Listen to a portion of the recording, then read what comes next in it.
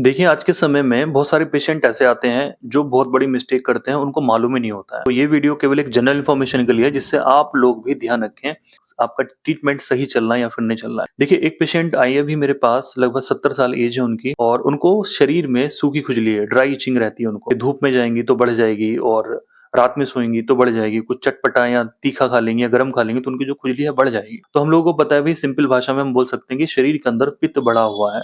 Medical term में हम बोलें तो भाई हम बोल सकते हैं पैथोलॉजिकली कि भाई आईजीजी या आईजीएम या ईएसआर इनका बढ़ा हो सकता है। और इनको सारी प्रॉब्लम स्टार्ट हुई थी लगभग 1 साल पहले, जहाँ पे इनको टाइफाइड का ट्रीटमेंट दिया गया। बोतल चढ़ी इनके, गाँव में चढ़ाई बोतल और उसमें बहुत सारे इंजेक्शन डले तो टाइफाइड वगैरह तो सब साइड हुआ, बट इस तरह की समस्या हो गई। अब पेशेंट मेरे पास आई, ये पिछले 5 या 6 महीने से ये पास का एक हॉस्पिटल है, यहाँ पे काफ़ी फेमस हॉस्पिटल है, वहाँ पे स्किन डॉक्टर को दिखा के आई, त्वचा रोग विशेषज्ञ को, वहाँ से ट्रीटमेंट चल रहा है।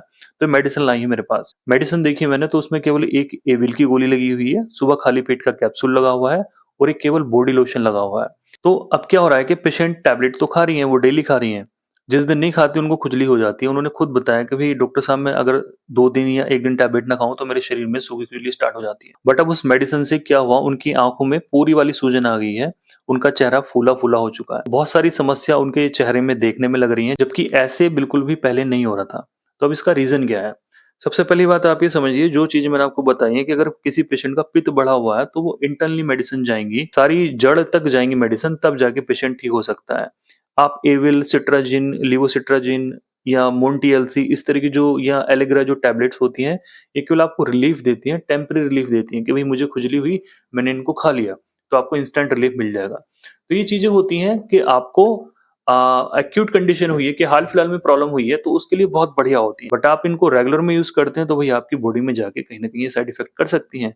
मैं ऐसा बिल्कुल नहीं बोलूँगा कि डॉक्टर का प्रिस्क्रिप्शन गलत है या मेडिसिन गलत है। मैं हमेशा बोलता हूँ एलोपैथी मेडिसिन भी अच्छी है अगर वो कंडीशंस के अकॉर्डिंगली यूज़ की जाती हैं। बट मेरा मानना ये है, जो डॉक्टर्स इनकी ऐसी मेडिसिन चला रहे हैं, उनको इनकी प्रॉपर और जाँच चला के इनको मेडिसिन दूसरी देनी चाहिए अगर उनके पास अवेलेबल है, या फिर पूरा प्रॉपर ट्रीटमेंट पेशेंट को बताना चाहिए कि भई ये एंटी एलर्जिक मेडिसिन है, आप जब तक खाओगे आराम रहेगा, छोड़ दोगे तो आपकी प्रॉब्लम स्टार्ट हो जाएगी। तो आप या आपकी नज़र में कोई भी ऐसा पेशेंट जो सूखी खुजली के लिए या पित्त उछलने के लिए इन टैबलेट्स का यूज़ रेगुलर में कर रहे हैं, तो उनको ये समस्याएँ हो सकती हैं कि उनके लीवर पे सूजन आ जाए, चेहरे पे सूजन आ जाए, किडनी पे सूजन आ जाए, पैरों पे सूजन आ जाए।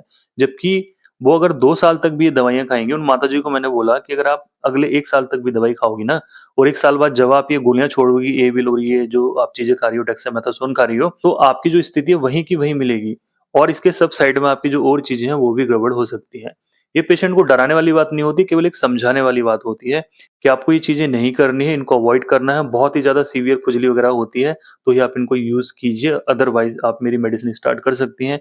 होम्योपैथी, आयुर्वेदिक में इन चीज़ों का बढ़िया इलाज है, आपको बस रेगुलर में यूज़ करनी होती है। आप सोचें कि हमने जैसे टैबलेट खाई है, इसका असर हमें 15-20 मिनट में हुआ, तो होम्योपैथी, आयुर्वेदिक भी ऐसा कर दे पुरानी बीमारियों में, तो ऐसा पॉसिबल नहीं होता है। अगर आप ट्रीटमेंट से जुड़ते हैं तो कंटिन्यू में आपको ट्रीटमेंट रखना होगा, 2 महीने, 3 महीने भी आप लग सकते हैं, क्योंकि एलोपैथी वाले भी तो आपको बोलते हैं कि भई आपको ज़िंदगी भर दवाई खानी है।